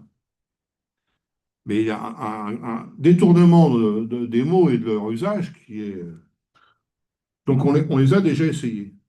Les limites de la dédiabolisation aussi. Et ça, moi, je le perçois. Alors, il y a des choses de fait, hein, décrites là-dessus, mais peut-être faut-il faire plus. Euh, et d'ailleurs, on voit à l'occasion de la préparation de ces élections municipales, hein, le toilettage des candidats a quand même du mal à empêcher empêcher de faire apparaître de futurs candidats RN qui, dans des postes, des communications anciennes, ne pouvaient pas s'empêcher d'avoir des propos particulièrement racistes, xénophobes. Et surtout, peut-être mettre davantage en évidence en quoi et à quelle occasion le RN défend des positions qui, sur le fond, entretiennent le capitalisme et sont la meilleure béquille du capitalisme. Et d'ailleurs, à ce propos-là, c'est quand même pas un hasard s'il y a plusieurs milliardaires qui ont décidé de consacrer une partie de leur fortune à la promotion, au développement, à l'encouragement des partis d'extrême droite dans différents pays, et singulièrement en France, dans le domaine des médias, mais pas seulement. Et où il y a maintenant, dans les organisations patronales, des cercles de premier plan qui ne cachent pas que, voilà, il faut peut-être davantage penser à coopération avec l'extrême droite plutôt que à dénonciation, comme ce fut le cas il y a quelques années avec un MEDEF où un certain nombre de dirigeants avaient une position relativement claire à cet égard. Ce n'est plus le cas aujourd'hui. Donc, si les milliardaires investissent autant dans ce type de force politique, pour que les travailleurs se disent, il y a peut-être anguille sous roche. Et sans doute que beaucoup de travailleurs français, comme des travailleurs américains en leur temps, euh, peuvent être séduits par des discours populistes, mobilisateurs dans un premier temps, mais où l'action concrète derrière peut provoquer de grandes déceptions. Et il est probable aujourd'hui que chez les travailleurs américains, il y ait plus que de la déception chez un certain nombre d'entre eux. Euh, alors, l'autre aspect, c'est comment créer, parce que je pense que ça passe par là, dès lors que vous avez chez les travailleurs un certain nombre d'électeurs du Rassemblement national, c'est par là que passe la clé, quelque part. C'est là qu'il faut arriver à changer le rapport de force. Et donc, quelles dispositions on peut prendre en tant que syndicat pour avoir, dans une contribution syndicale, un vrai dialogue avec les travailleurs, y compris ceux qui votent au national. En énonçant ça, j'ai bien conscience que ça n'est pas simple, mais il faut passer par là pour essayer de faire changer les opinions. Parce que si on se contente simplement de condamner sur le principe tel ou tel choix, sans avoir trouvé le terrain de l'argumentation et de la confrontation des analyses et des raisons qui font que, pour ce qui nous concerne, en tant que syndicat, on considère qu'en aucun cas ça peut être une hypothèse d'avenir favorable aux intérêts des salariés et à la conception même qu'on a de la société française, aussi accessoirement. Parce que sur quelques questions liées aux libertés, on a des choses à dire en tant que syndicat. On les dit à propos de pays étrangers, il n'y a pas de raison qu'on soit sur le reculoir s'agissant des libertés en France. Et ne considérons pas que certaines, parce qu'on est en France, des choses sont acquises, inscrites dans l'histoire. Bon, oui, il y a le parallèle est peut-être osé. Il y a une constitution américaine, mais il y en a un qui arrive à la piétiner complètement. Rien ne dit qu'en France, on puisse faire passer par une séquence politique qui, pourquoi pas, autoriserait. Vous avez vu ces questions de sondage, seriez-vous pour un pouvoir fort? Qu'est-ce qu'on met dans la notion de pouvoir fort derrière? Il y a même eu la question, est-ce que vous seriez pour un Trump français? Soit français ou américain, Trump, bon déjà, un, c'est pas mal. Si on avait plusieurs. Donc, créer les conditions du débat en tant que syndicat avec les salariés, dont une partie est aujourd'hui séduite par le vote d'extrême. Encore une fois, je sais que ça n'est pas forcément facile. Il y a même des endroits, j'en ai rencontré, où vous en connaissez sans doute tous, y compris de copains de militants de la société, considérant que non, c'était un terrain sur lequel on ne pouvait pas aller, au motif peut-être, ça et là, de prendre le risque de perdre des adhérents. Alors, c'est peut-être entier ce que je dis là, mais il y a des moments, il faut aussi faire des choix. Hein. On ne fait pas des adhérents pour faire des adhérents. On a des adhérents, mais sur des bases, sur des fondamentaux. Et là, on n'est pas sur des questions accessoires. Ce n'est pas un différend ou un débat légitime entre syndicats sur le niveau d'une revendication ou la nature d'une revendication. On est tout simplement sur une vision partagée d'une société française qui est faite de démocratie, qui pourrait être bien, bien améliorée par rapport à la manière dont elle fonctionne aujourd'hui. Et ça ne peut pas être négociable entre nous. Euh, alors, euh, l'autre volet que développe Jean-Christophe, et je finis par là, parce que c'est quand même son bouquin, ça, lui qui doit parler plus longtemps que moi, quand même. C'est le rapport du syndicalisme à la politique. On élargit, pas uniquement sur la question d'actualité. Alors, question récurrente, hein, on a évoqué la charte d'Amiens, on pourrait y revenir, on a des colloques, on a des rencontres, et c'est utile. J'en ai fait une, moi, l'année dernière, avec à l'invitation des camarades de l'énergie, par exemple, c'était très intéressant. Et on se rend compte que même sur des plus jeunes militants, revenir sur ce qu'était le congrès d'Amiens, la charte d'Amiens, c'est pas du temps perdu. C'est du 1906, d'accord, mais c'est pas du temps perdu. Moi, j'ai pris le temps, je vous le confiais tout à l'heure, de relire l'intégralité du congrès d'Amiens. Alors, il faut avoir un peu de temps, hein, mais eh ben, c'est vachement enrichissant et c'est tout à fait actuel. Même si les interventions de l'époque, hein, alors déjà pour ça, c'est un peu amusant, ça renvoie aux Français du moment et aux prises de parole dans un congrès, rien à voir avec les prises de parole d'aujourd'hui, avec un phrasé de l'époque, avec des envolées, mais sur le contenu, vous avez des débats qui sont d'actualité, hein. Quel rapport du syndicalisme aux responsables politiques, aux partis politiques, qui dans cette période-là ont quelques prétentions pour certains d'entre eux à mettre sous le boisseau ou à mettre sous le coude le mouvement syndical. Mais il y en a encore, hein, aujourd'hui, vous l'avez remarqué, des responsables politiques qui pensent qu'il faut mettre le mouvement syndical sous le joug du parti politique. Ce n'est pas toujours les mêmes, hein, ça peut changer au fil du temps. On a réglé cette question-là avec certains, mais elle n'est pas réglée avec d'autres, manifestement. Euh, donc, pour revenir au bouquin de Jean-Christophe, mais il me corrigera si je fais une mauvaise interprétation, il y a deux entités qui sont à vocation différente. Donc, de ce point de vue-là, part du principe qu'on a réglé cette notion ou cette conception ou cette pratique de ce qu'on appelait la courroie de transmission. La CGT réunit les salariés indépendamment de leur appartement, de leur couleur de peau, de leurs préférences sur le plan politique, éventuellement de leur religion. Il y a une liberté d'engagement politique pour les différents camarades dès lors qu'ils veulent l'exercer. Et en retour, on demande à ces camarades de ne pas chercher à imposer leurs préférences politiques dans l'organisation pour préserver l'unité des travailleurs du plus grand nombre dans la société. C'est relativement simple. C'est simple à énoncer. Dans la pratique, c'est parfois un petit peu plus délicat. Mais bon, on a quand même une base là qui est solide pour avancer. Et donc, on reconnaît parallèlement, contrairement à une période où le syndicat suffisait à lui-même, ce qui est un peu différent de l'engagement de Jean-Christophe à son origine, où lui considérait, si tu me permets, que l'engagement politique était l'engagement suprême par lequel tout pouvait se résoudre. Et puis après, dans son approche, dans son vécu, il est convenu que l'espace syndical était aussi tout à fait pertinent. Moi, j'ai fait le chemin inverse, Jean-Christophe, mais tu le sais peut-être.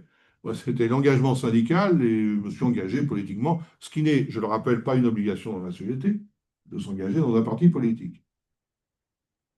Et donc, à partir de là, de suggérer une réflexion, je reviens au livre de Jean-Christophe, suggérer une réflexion sur la manière dont le syndicalisme et le politique, pour ne pas dire les partis politiques, pourraient créer de nouveaux espaces de dialogue, de confrontation, de travail, ce qui ne veut pas dire de coopération étroite ou de subordination. Alors, je pense que la question est pertinente. En même temps, une partie de la réponse, elle appartient à la fois au mouvement syndical, mais pas seulement, Christophe. Elle appartient aussi aux formations politiques qui ont aussi leur propre responsabilité en la matière. Et aujourd'hui, du côté des formations politiques, c'est quand même très, très difficile de se faire entendre ou de se faire comprendre sur une ambition de cette nature. Ce qui ne veut pas dire qu'il faille renoncer à l'objectif, ou en tout cas à poser ce débat-là. Mais enfin, ce débat, si vous voulez, est aussi intéressant dans la mesure où comment dire, il installe cette idée utile, de mon point de vue, qui serait stérile d'entretenir une approche étanche entre le politique d'un côté, le syndical de l'autre. Non, il y a sans doute des espaces, des terrains, des sujets de confrontation, d'approche, voire de construction, permettant de faire avancer la société. Le tout étant de trouver, encore une fois, des modalités qui puissent convenir à la fois au respect des entités de chacun et à l'autonomie de chacun, à leur propre mode de fonctionnement interne, tout en favorisant des convergences, en réunissant plusieurs forces sur des objectifs qui soient partagés. Ça, c'est une question que je trouve tout à fait pertinente, même si on peut avoir plusieurs types de réponses à y apporter. Alors, Jean-Christophe, ce nouveau rapport aux politiques. Ça arrive à la fin, mais c'est pas la moindre des questions. C'est pas la moindre des questions. Je pensais que Bernard a dénié le terrain. Il faut éviter le piège. Il ne faut pas simplement réfléchir, à mon avis, en termes de rapport parti-syndicat, mais il faut construire l'articulation entre démocratie sociale et démocratie politique. Je pense que c'est les deux pieds sur lesquels on doit avancer et qu'on ne pourrait pas avancer sur l'un des pieds de la démocratie sociale si on n'avançait pas sur de nouveaux rapports aux politiques et clairs. Alors, je vais m'expliquer un petit peu sur cette approche. Je pense que les rapports entre partis et syndicats ne peuvent se concevoir sur la base de l'ignorance réciproque, d'un découplage entre le champ social devenu autonome vis-à-vis du champ politique qui serait lui-même autonome. Bernard a défendu l'idée qu'il y a besoin de relations. Après tout, si on travaille sur politique ou syndicalement, on travaille sur la même réalité sociale. Il n'y a pas une réalité différente pour l'un ou pour l'autre des champs. Mais ce que l'on constate, c'est qu'il y a une propension aujourd'hui à affaiblir la place des organisations syndicales, à réduire leur rôle. La doctrine macroniste n'a jamais été explicitée totalement, mais transparaît au travers d'un certain nombre d'écrits. C'est de ramener le syndicat à l'entreprise et de ramener l'action syndicale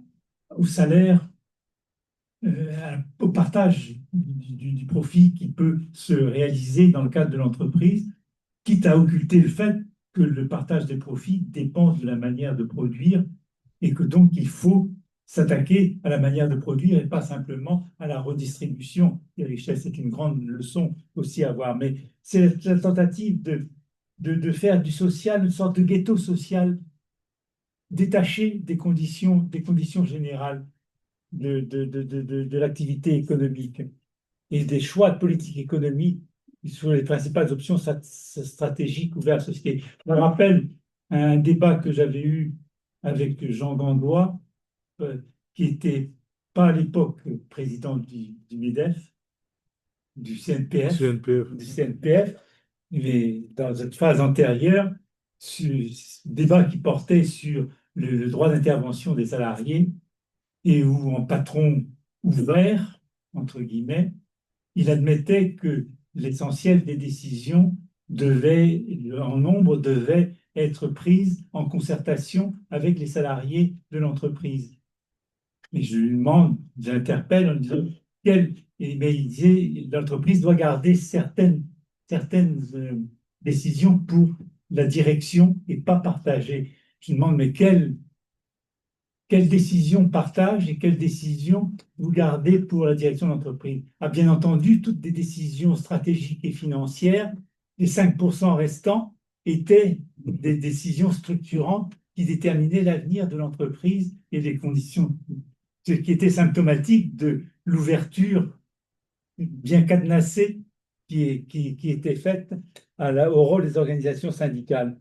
Donc, c'est ramener le syndicat à l'entreprise, discuter du social qu'en fonction des réalités de la gestion tournant autour du profit et en faisant un instrument du social un instrument subordonné aux politiques apte à exprimer certaines attentes des salariés, mais pas à des bouleversements de l'entreprise.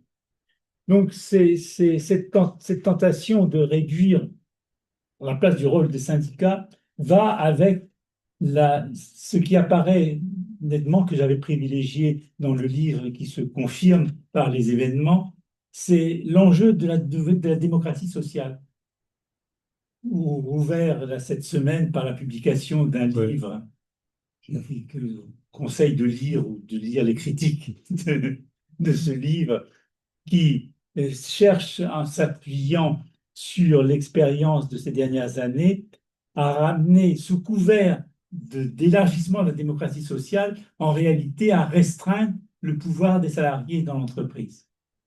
Et donc, je crois qu'il y a une bataille qui s'engage sur ce terrain-là d'approche de la démocratie sociale qui soit un modèle réduit de ce que l'on voudrait voir mettre en place en termes de démocratie sociale.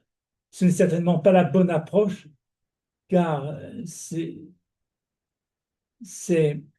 nier c'est nier la réalité de l'importance des décisions stratégiques de l'entreprise et des solidarités qui peuvent se construire. Le syndicalisme ne se renforcera pas s'il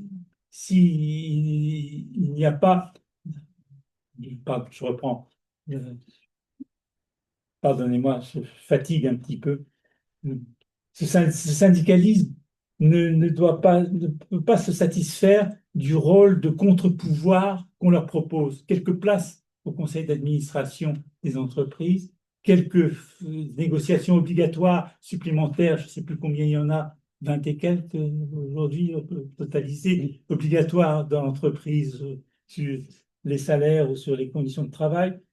Mais on ne peut pas se satisfaire de ce rôle marginal de contre-pouvoir que les patrons seraient prêts, dans certaines limites, je l'ai montré avec l'option de Gandois, à leur octroyer, mais alors qu'il faut que ce soit les salariés, je pense que la réplique à l'évolution de la démocratie sociale qui nous est proposée, c'est pas simplement le pouvoir des syndicats, c'est le pouvoir des salariés d'intervenir sur les choix qui les concernent. Et c'est là que ça rejoint la bataille contre le Front National. La bataille contre le Front National, on sait très bien, je vais répéter des choses que l'on connaît bien, que ce n'est pas simplement par des préceptes moraux, que ce n'est pas simplement par la présence quotidienne dans les quartiers ou sur l'entreprise que l'on fera reculer le Front National.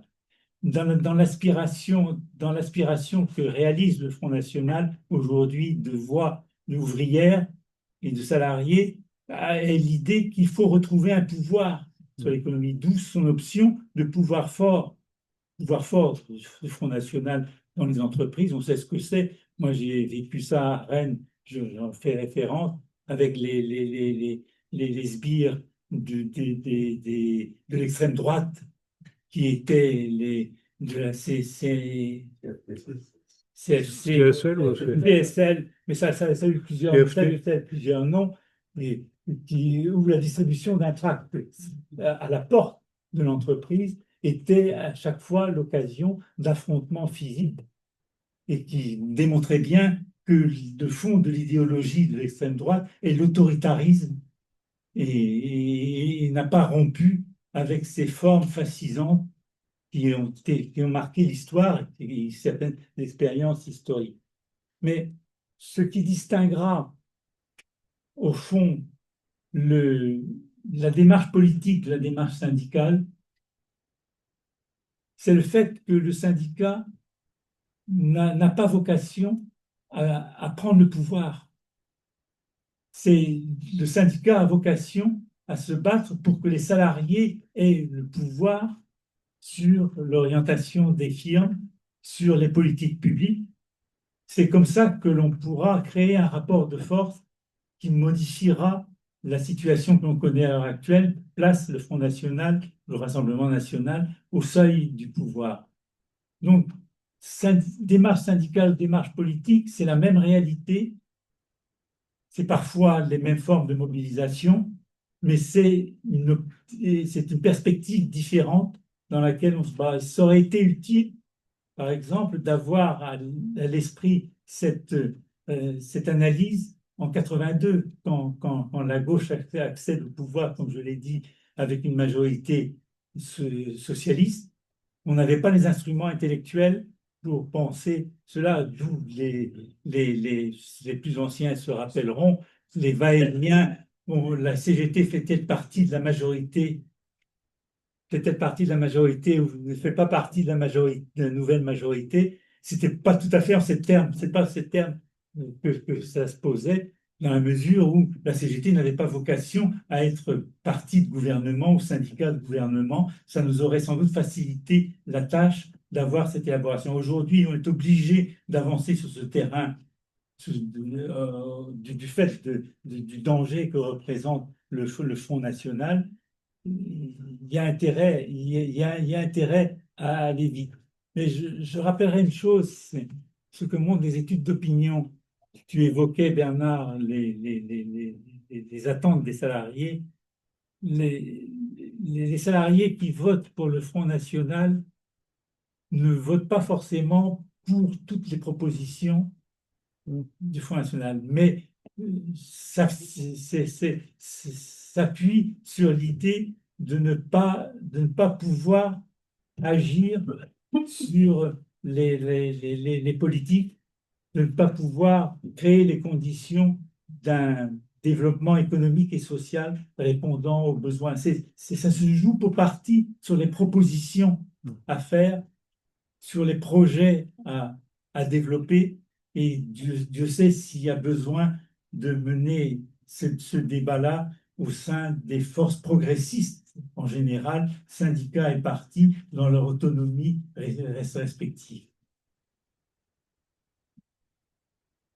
Eh bien, merci à tous les deux. Je pense que les intervenants, vous avez envie de lire cet ouvrage et vous verrez, quand vous y plongez dedans, vous le terminez rapidement. Vous y restez dedans. Alors, si vous avez quelques questions, ou Jean-Christophe Fatigué, il a dit, mais si vous avez quand même une ou deux questions, on peut prendre des questions ou dans la salle ou via Internet, avant de clôturer cette séance. On a quelques livres là, il y en aura pour tout le monde. Alors, les premiers seront les services. Est-ce qu'il y a des questions? Oui, vas-y. Je te fais passer le micro. Ouais.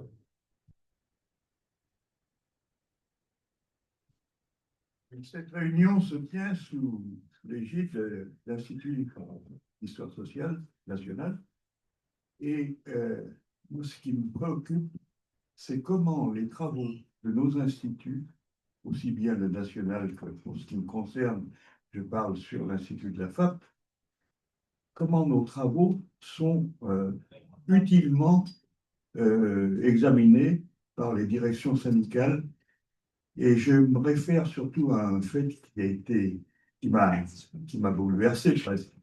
C'est qu'à l'issue des dernières législatives, il y a eu un sondage. Alors, on sait ce que sont les sondages et on sait avec quelles précautions il faut les prendre, mais il y a eu un sondage qui affirmait qu'un de nos adhérents sur 5 avait voté Front National. Et ça me préoccupe, parce que ce n'est pas nos instituts qui vont régler le problème. C'est le mouvement syndical dans son ensemble. Et comment on peut se plier sur les travaux de l'Institut pour faire avancer les choses dans le domaine.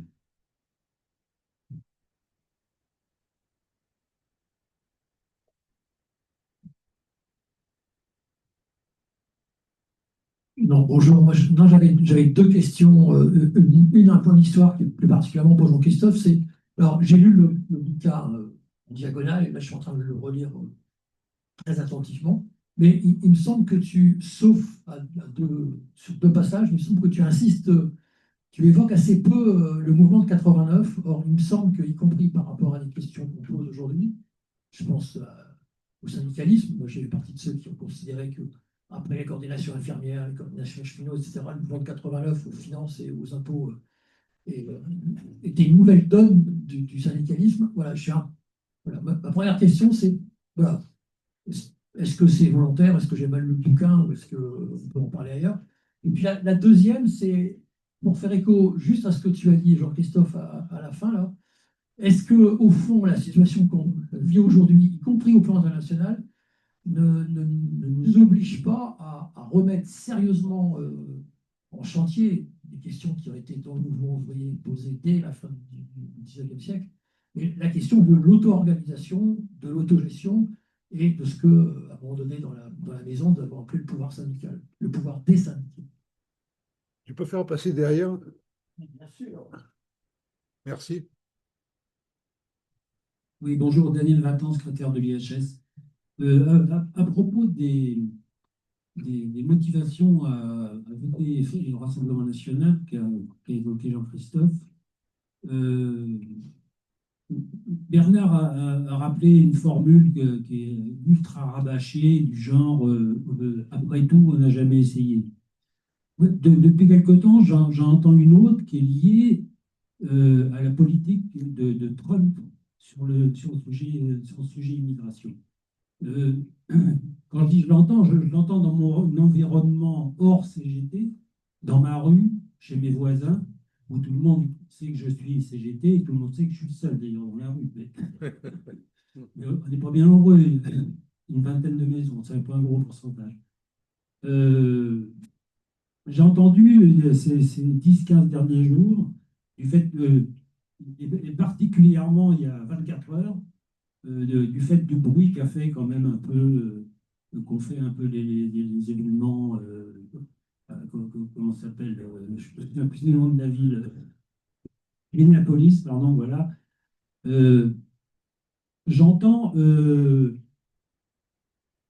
oui, non, c'est sûr, c'est pas bien ce qu'il fait avec les immigrés, mais au moins, lui, il fait ce qu'il dit. Au moins, lui, il fait ce qu'il dit. J'essaie de creuser un peu, mais ça veut dire que vous pensez à qui d'autre qui ne fait pas ce qu'il dit? Eh ben, nos dirigeants. Et alors, il y en a un autre il y en a un qui va un peu plus loin, qui dit je dis pas que c'est ce qu'il faut faire en France, mais quand même, des fois, par rapport au trafic de cigarettes devant la gare, on en arrive à se demander si c'est pas ce qu'il faudrait faire. C'est dit comme ça. Et moi, je trouve qu'on a là une trace concrète du basculement progressif vers le vote RN de gens qui ne l'ont jamais fait de leur vie. Et là, je parle de gens qui, à mon avis, ne l'ont jamais fait de leur vie. Voilà.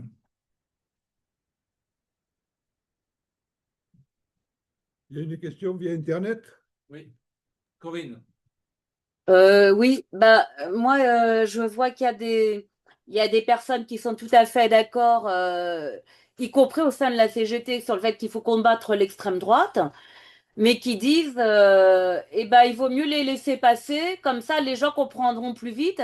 Et même dernièrement, alors là, je parle pas d'une salariée qui était à la CGT, je parle d'une assistante sociale qui est togolaise, donc susceptible plus que d'autres d'être victime d'agressions racistes. Et qu'est-ce qu'elle me dit?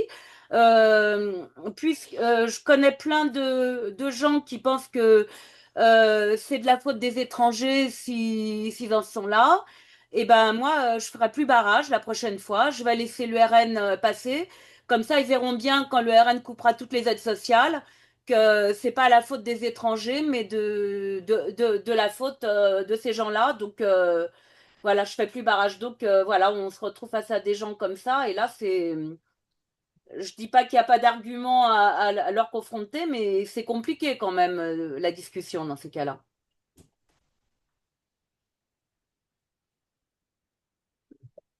Moi, c'est limité à ces quatre questions. Il y a une question qui était adressée directement à l'Institut d'histoire sociale.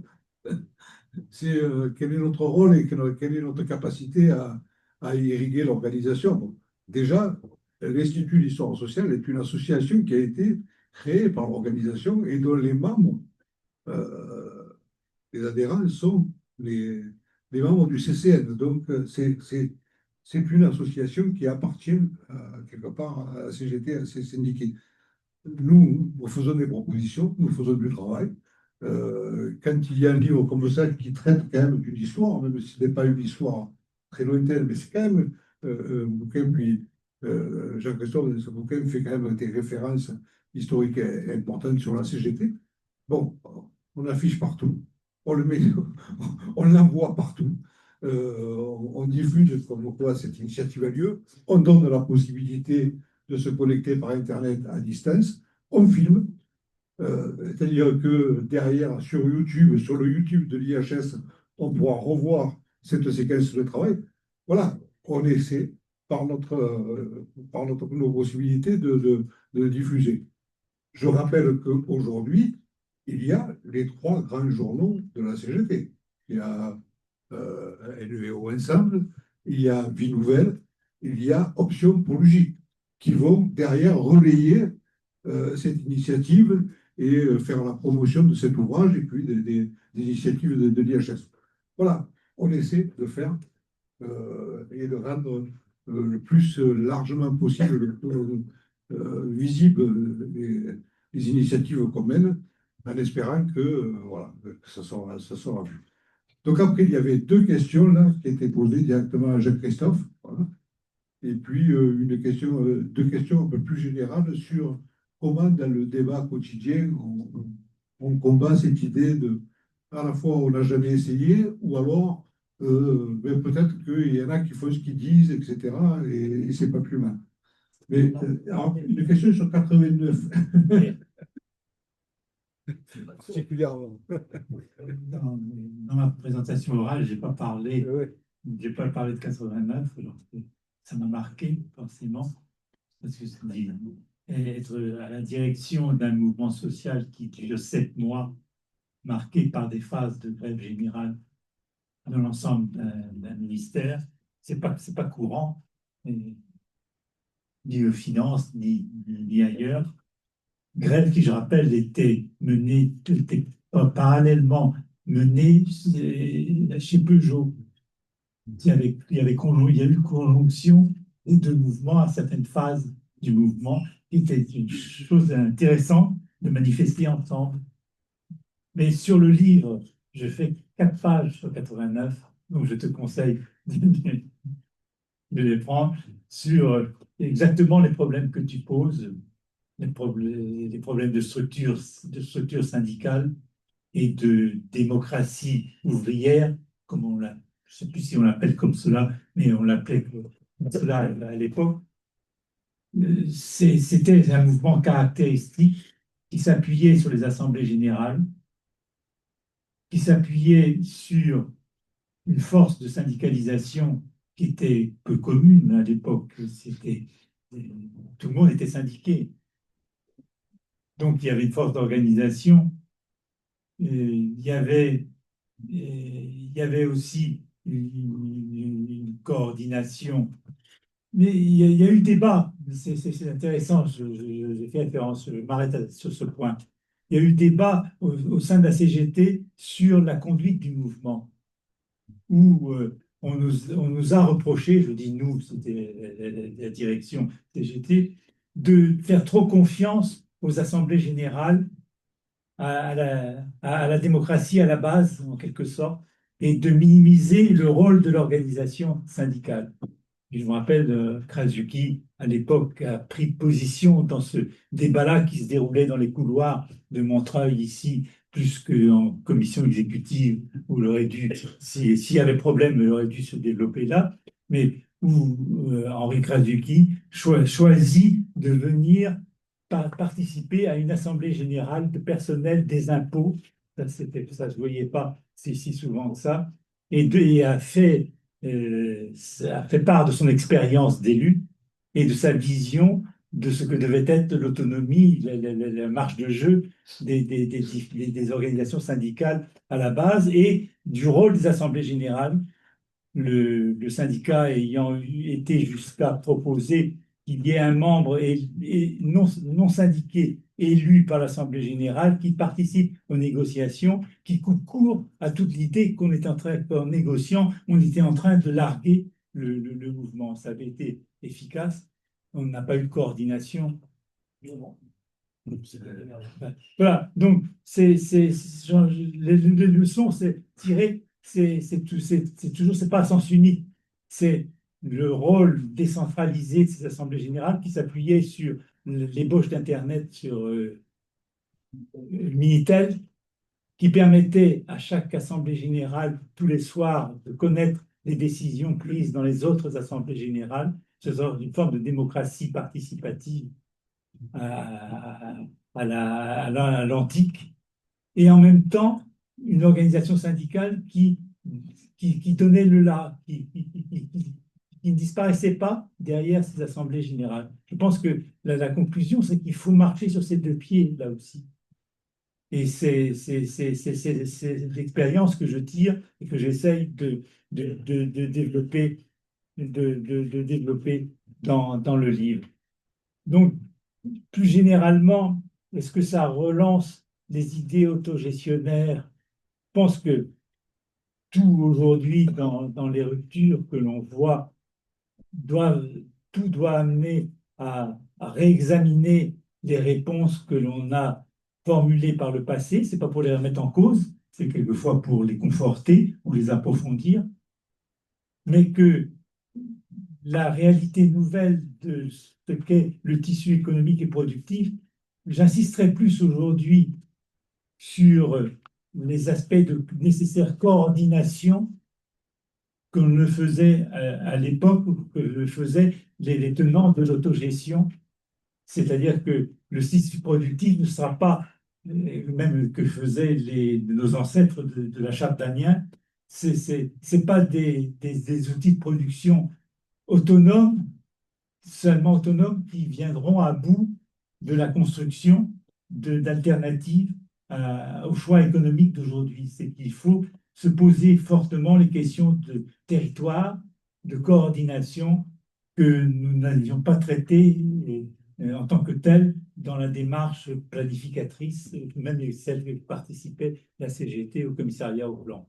Donc, c'est un débat à approfondir, mais pour garder un équilibre qui est nécessaire dans la conduite de l'action. Mais cela reste que 89 a été un mouvement exceptionnel dans une période marquée par un mouvement chez les infirmières, Peugeot, les PTT, je crois, les cheminots, oui, les cheminots. Il y avait plus, ce n'était pas un coup de tonnerre dans un ciel serein, ni une lutte isolée. C'était le tournant des années 90 qui était amorcé. Oui, puis pour répondre à une dernière question, enfin deux dernières questions, hein. Marc qui a posé la question sur le fait que des jeunes disent, bon, ben, maintenant, il n'y a qu'à leur laisser le pouvoir, puis les gens verront bien. Voilà. Je ne pense pas que si on laisse le pouvoir à l'extrême droite, ils vont le rendre si facilement. Il faut bien se dire ça, parce que dans l'histoire, là, ça nous prouve aussi que quand l'extrême droite prend le pouvoir, elle ne le rend pas si facilement. Et puis, il y a la question qui est posée par Daniel sur cette espèce de la misère crée de l'économie parallèle. Il y a la vente de cigarettes, il y a le narcotrafic, voilà. Et il y a des courants de pensée qui voudraient dire mais c'est par l'autoritarisme, c'est par une société plus fliquée, etc., que porte l'extrême droite, qu'on va, et par la lutte contre l'immigration, parce que c'est forcément des immigrés qui vendent des cigarettes. Hein, pas sûr que ce soit tel que ça des immigrés, hein, ce sont des beaux Français, comme vous voulez. Mais fait, donc il y a ces questions-là, voilà, qui se posent aujourd'hui dans la société, où les militants CGT ont envie de répondre. Je vous laisse la parole. J'ai oublié de répondre à cette partie-là de la question.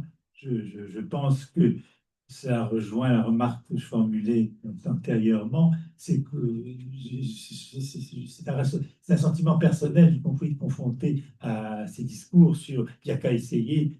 C'est le problème, il n'y a qu'à essayer des alternatives à la solution actuelle. Parce que ces trafics, cette insécurité, n'est pas un produit spontané de la société, elle est un produit conséquence de ce qu'est devenu la société, qui n'offre pas de perspective aux jeunes, impose la précarité à des catégories de salariés, organise la baisse du pouvoir d'achat, réduit la retraite. Il faut, pour combattre le Front National, être capable de rendre crédibles des alternatives.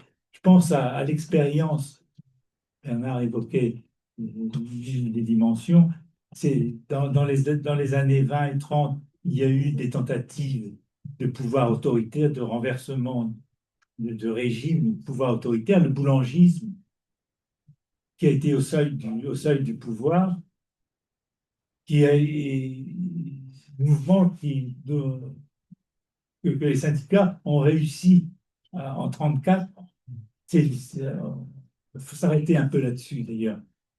Le coup d'arrêt au mouvement fascisant en France, on n'a pas échappé à Hitler et à Pétain, mais on a échappé à Boulanger et à d'autres. Ça a été l'initiative prise par la CGT après la manifestation de l'extrême droite, prise par la CGT de réplique à ce mouvement d'extrême droite qui a donné naissance au Front populaire. Souvent, on présente le Front populaire comme avant et le mouvement social est venu après. C'est la réaction du mouvement social au travers de la position de la CGT qui a conduit à ce qu'il y ait une réaction de la population.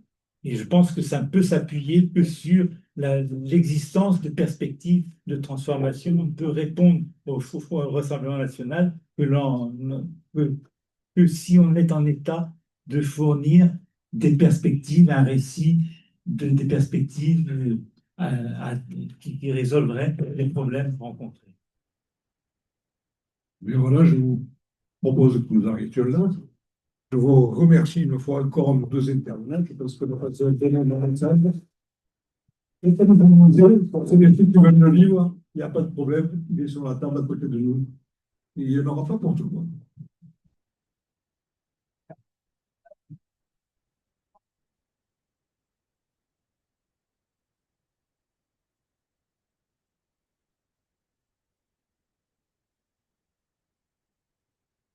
Eh ben, on a été bavard, hein?